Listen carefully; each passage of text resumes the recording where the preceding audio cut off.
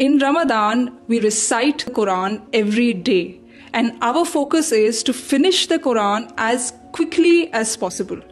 But in Ramadan, you should pause and reflect over the Quran, because it has been revealed so that you ponder over its messages and take lessons for your life.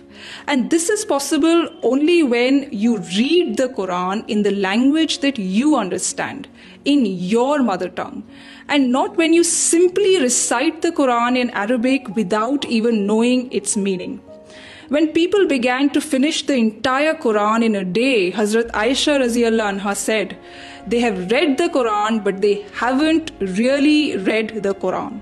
So the reward for reading the Quran is when you connect with it deeply, you extract wisdom for it, and you apply it to your life. So make the Quran a living guide for yourself this Ramadan.